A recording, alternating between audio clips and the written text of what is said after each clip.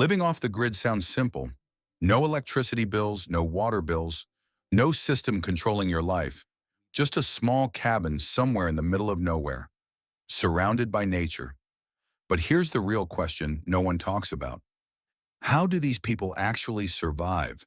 Because it's easy to imagine the lifestyle until you start thinking about the details. What happens when the sun doesn't shine for days? How do they keep the lights on? How do they charge their phones, run tools, power their homes? And even more importantly, where does their water come from? There are no pipes, no city systems, no backup, just nature. So how do they get clean water every single day? And what about food? Because living in the middle of nowhere means there's no supermarket down the street, no deliveries, no easy solutions.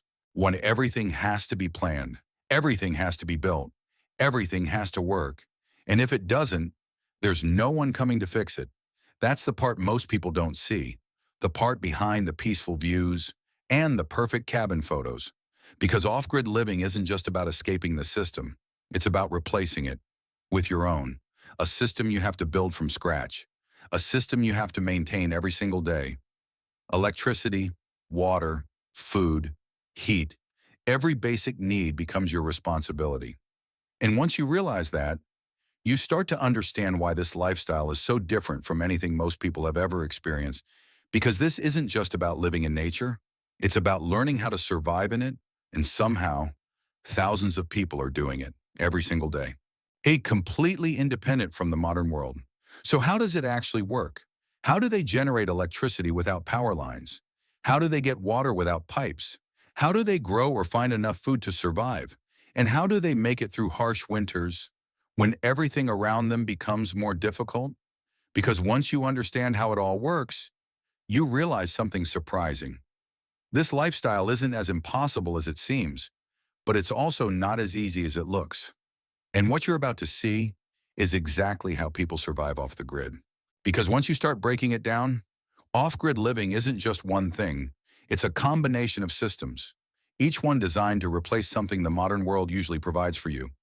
And everything begins with one of the most important pieces of the puzzle, energy. Because without electricity, almost everything else becomes harder. In the city, power feels unlimited. You plug something in, and it works. You never think about how much energy you're using. But off the grid, every bit of electricity has to be generated. Most people rely on solar power, panels placed on rooftops or open land, capturing energy from the sun throughout the day.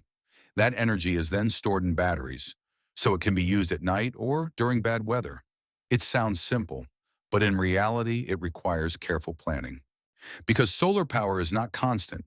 Some days are bright and clear, others are cloudy or covered in snow. And during winter, when days are shorter, energy becomes even more limited, which means people have to adjust. They use less. They prioritize what matters. Lights instead of luxury, essentials instead of excess. And over time, they learn something most people never have to think about: how to live within limits.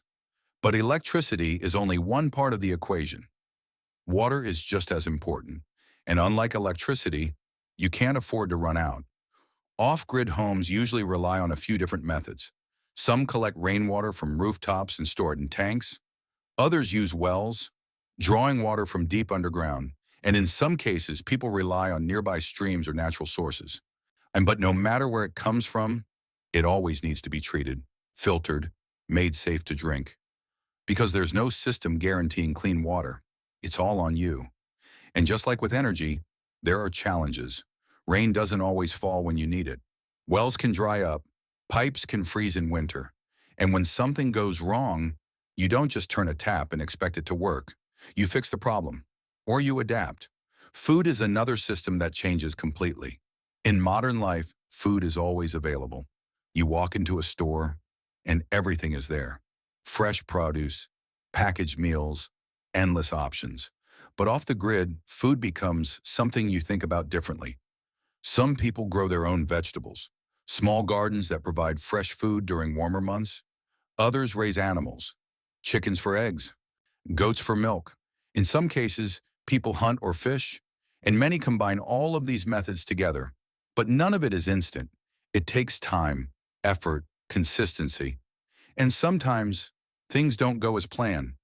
Weather can damage crops, animals can get sick, harvests can fail, which is why many people learn to store food, preserving it, preparing for months when fresh food isn't available, especially during winter. Because when temperatures drop, everything becomes more difficult.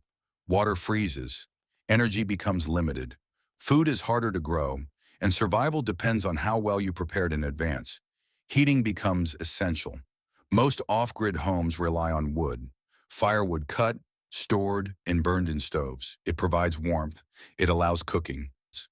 And during cold seasons, it becomes one of the most important parts of daily life. But even that requires effort. Wood doesn't collect itself. It has to be cut, carried, stacked, dried, and used carefully. Because running out of heat in winter isn't just uncomfortable, it can be dangerous. And this is where everything starts to connect. Energy, water, food, heat. Each system depends on the others, and all of them depend on one thing: you, your planning, your effort, your ability to adapt. Because living off the grid isn't about removing responsibility, it's about taking all of it on.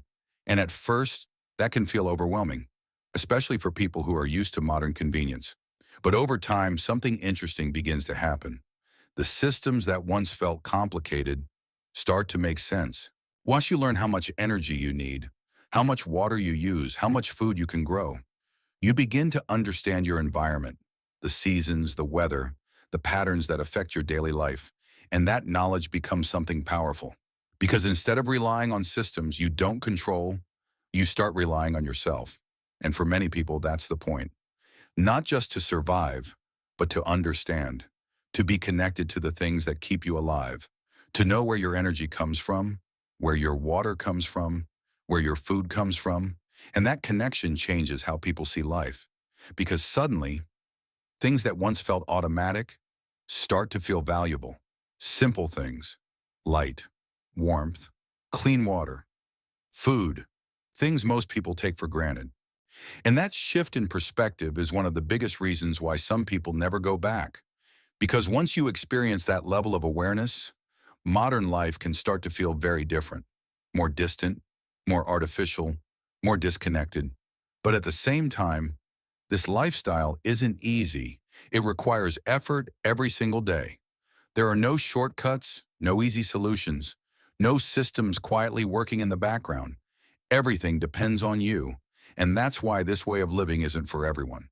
Because while it offers freedom, it also demands responsibility. But for those who are willing to accept that, it offers something rare: a life that feels real, a life that feels earned, and a level of independence that most people only imagine.